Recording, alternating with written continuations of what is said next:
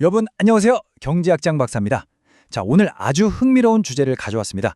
중앙은행이 금리를 더는 내릴 수 없는 말 그대로 제로금리 상황에 딱 부딪혔을 때 과연 어떤 카드를 꺼낼 수 있을까요? 손 놓고 있을까요? 아닙니다. 오늘은 바로 중앙은행의 가장 현대적이면서도 강력한 무기 중 하나, 바로 선제적 안내, 영어로는 포워드 가이던스에 대해 알아볼 겁니다. 전통적인 정책의 칼이 무뎌졌을 때 중앙은행이 어떻게 말만으로 시장 전체를 움직이는지 그 비밀을 함께 파헤쳐 보겠습니다. 자, 다 같이 한번 상상해 볼까요? 경제가 너무 어려워서 중앙은행이 경기를 살리려고 금리를 계속 내리고 또 내리고 마침내 0%에 도달했습니다. 더 이상 내릴 금리가 없는 거죠. 이런 상황을 우리가 제로금리 하한, Zero Lower Bound 문제라고 부르는데요. 이게 바로 2008년 글로벌 금융위기 때 미국 중앙은행인 연준이 딱 마주했던 거대한 벽이었습니다. 이때 정말 중앙은행은 속수무책이었을까요? 아니면 숨겨둔 비장의 카드가 있었을까요? 오늘 우리는 바로 이 질문에 대한 답을 찾아 떠나볼 겁니다. 오늘 우리가 함께 살펴볼 지도인데요. 먼저 왜 이런 새로운 무기가 필요했는지 그 배경부터 시작해서요. 두 번째로 선제적 안내가 도대체 뭔지 그 정확한 의미를 알아보고, 세 번째로 이 정책이 어떻게 진화해왔는지 그 과정을 추적해 볼 겁니다. 그리고 이게 단순한 예측이었는지 아니면 꼭 지키겠다는 약속이었는지 그 본질도 파헤쳐 보고요. 마지막으로 제일 중요한 거죠. 그래서 진짜 효과가 있었는지 여기까지 명쾌하게 정리해 드릴게요. 자, 그럼 첫 번째 이야기부터 시작해 볼까요? 2008년에 전 세계를 뒤흔든 금융위기가 빵 터졌습니다. 미국 연준은 경기가 급격하게 얼어붙는 걸 막기 위해서 가장 강력한 무기인 정책 금리를 아주 빠른 속도로 내리기 시작했죠. 그런데 그 금리가 결국 0%까지 떨어져 버린 겁니다. 이건 뭐랄까, 전쟁터에 나갔는데 가장 중요한 총알을 다 써버린 것과 같은 상황이었어요. 오래된 전투 교본이 더는 통하지 않게 된 거죠. 낡은 교본이 통하지 않으면 어떻게 해야 할까요? 그렇죠. 새 교본을 써야죠. 그래서 연준은 이전에는 없던 아주 새로운 무기들을 개발해냈습니다. 이때 등장한 대표적인 비전통적 통화정책 수단이 바로 오늘 배울 선제적 안내와 여러분도 많이 들어보셨을 양적 완화, QE입니다. 오늘은 이 두 가지 신무기 중에서 중앙은행의 말이 어떻게 시장을 움직이는 강력한 도구가 되는지 바로 선제적 안내에 집중해서 알아보겠습니다. 자, 이제 진짜 핵심으로 들어가 보죠. 선제적 안내, 이게 대체 뭘까요? 금리라는 칼을 더는 쓸 수 없는 상황에서 중앙은행이 할 수 있는 게 또 뭐가 있을까요? 연준이 꺼내든 비장의 무기는 바로 입이었습니다. 네, 바로 소통의 힘, 말의 힘을 사용하기로 한 거죠. 앞으로 우리가 정책을 어떻게 할 건지 시장에 아주 명확하게 알려주겠다는 겁니다. 바로 이 문장, 이게 바로 현대적인 선제적 안내의 시작을 알린 어찌 보면 역사적인 한 문장입니다. 2008년 12월 연준의 통화정책 결정기구인 FOMC가 발표한 성명서의 한 구절인데요. 여기서 핵심은 저기죠. 한동안 for some time이라는 표현이에요. 이게 별거 아닌 것 같지만 시장에 던지는 메시지는 엄청나게 강력했습니다. 여러분 너무 걱정하지 마세요. 우리 당분간은 절대로 금리 올릴 생각 없습니다. 바로 이 신호 하나가 시장의 불확실성을 크게 줄여줬던 거죠. 그래서 이걸 교과서적으로 정의하면 이렇게 됩니다. 선제적 안내란 중앙은행이 앞으로 통화정책을 어떻게 운용할 것인지 그 예상 경로에 대해 소통하는 것. 결국 이게 뭐냐면요. 중앙은행이 사람들의 기대를 관리해서 정책 효과를 극대화하려는 아주 똑똑한 전략인 셈이에요. 앞으로 금리가 계속 낮을 거야 라고 시장 참여자 모두가 믿게 만들면 그 믿음 자체가 현재의 수비와 투자를 촉진하는 힘이 되기 때문이죠. 그런데 말이죠. 한동안이라니 이거 너무 애매하지 않나요? 도대체 한동안이 언제까지인지 알 수가 없잖아요. 여러분도 그렇게 생각하시죠? 네, 연준도 똑같이 생각했습니다. 그래서 정책의 효과와 신뢰도를 더 높이기 위해서 이 선제적 안내의 표현 방식을 계속해서 업그레이드 해나갔습니다.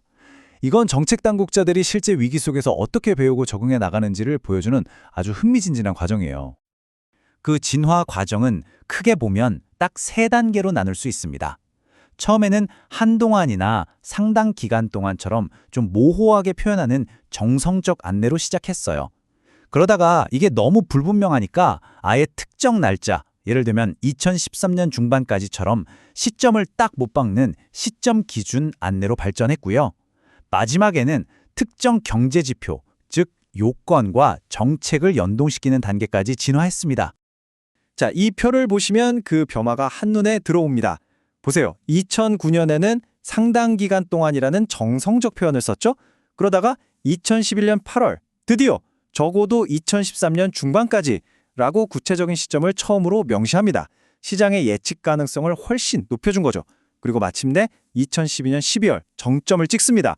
실업률이 6.5%를 넘어서는 한 제로금리를 유지하겠다. 이렇게 구체적인 경제 데이터, 즉 요건을 딱 제시하게 이른 거죠. 바로 이 마지막 단계, 정책을 구체적인 경제 지표와 딱 연결시킨 이 방식을 우리가 에반스 준칙이라고 부릅니다. 당시 시카고 연방준비은행 총재였던 찰스 에반스의 아이디어에서 따온 이름인데요. 이건 중앙은행의 투명성과 소통 방식에 있어서 정말 엄청난 진일보로 평가받아요. 왜냐하면 우리가 언제 금리를 올릴지 궁금하죠? 다른 거 보지 말고 바로 이 지표를 보세요 하고 시장에 거의 정답을 알려준 셈이니까요. 자, 이제부터는 조금 더 깊은 이론의 세계로 한번 들어가 볼까요? 아주 재미있는 부분입니다. 연준이 했던 이 말들, 과연 이게 그냥 앞으로 경제가 이럴 것 같으니 우리 정책도 이럴 것 같아요 하는 단순한 예측이나 전망이었을까요? 아니면 무슨 일이 있어도 우리는 반드시 이렇게 하겠습니다 하는 굳은 약속이었을까요? 이 둘의 차이는 생각보다 어마어마하게 큽니다. 경제학자들이 이걸 아주 기가 막힌 비유를 들어서 두 가지 유형으로 구분합니다. 바로 그리스 신화에서 가져온 델픽 유형과 오디세이 유형이에요.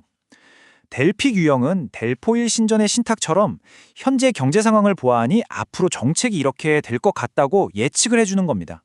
투명성을 높이는 게 주된 목적이죠. 반면에 오디세이 유형은 완전히 다릅니다. 영웅 오디세우스가 아름다운 노래로 뱃사람들을 유혹하는 사이렌의 썸을 지날 때 유혹에 넘어가지 않으려고 자기 몸을 돛대에 꽁꽁 묶었던 거 기억나시죠? 바로 그거예요. 나중에 경제가 좋아져서 금리를 올리고 싶은 유혹이 생기더라도 우리는 약속했기 때문에 절대 금리를 올리지 않겠다고 스스로를 묶어버리는 강력한 약속인 거죠. 이건 현재 경기를 부양하려는 목적이 훨씬 강합니다. 그럼 2008년 위기 때 연준의 정책은 둘 중 무엇에 더 가까웠을까요? 대부분의 학자들은 경기 부양 의지가 아주 강했던 오디세이 유형, 즉 약속에 가깝다고 봅니다. 그런데 여기서 아주 중요한 문제가 하나 생겨요.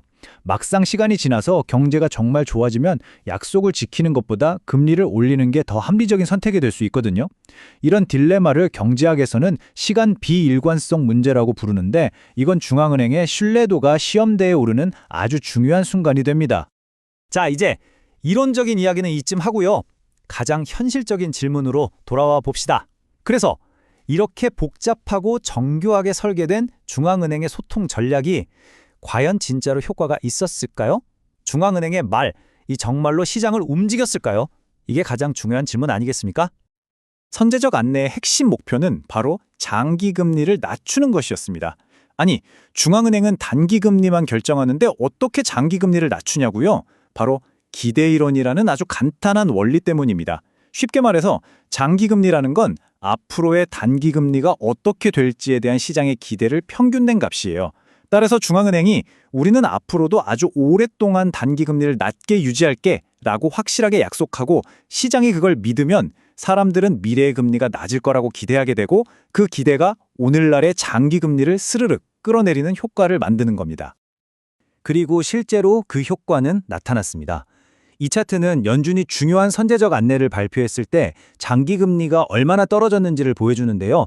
발표 직후에 장기금리가 눈에 띄게 하락하면서 기업이나 가계의 대출 비용을 낮추는 효과가 뚜렷하게 나타났죠.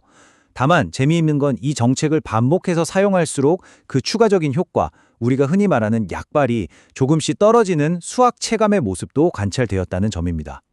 자, 그럼 최종 결론을 한번 내려볼까요? 선제적 안내, 성공적인 정책이었을까요? 네, 성공적이었습니다. 특히 금융위기 같은 아주 어려운 상황에서 장기금리를 안정시키고 낮추는데 분명히 기여했습니다. 하지만 여기에는 아주 중요한 전제 조건이 붙습니다. 바로 시장이 중앙은행의 말을 믿어야 한다는 것. 중앙은행의 신뢰도가 없다면 이건 그냥 아무 힘도 없는 공허한 메아리가 될 뿐입니다. 그리고 그 효과가 영원하지 않을 수 있다는 한계도 분명히 존재하죠. 결국 오늘 이야기가 우리에게 말해주는 건 이것 아닐까요?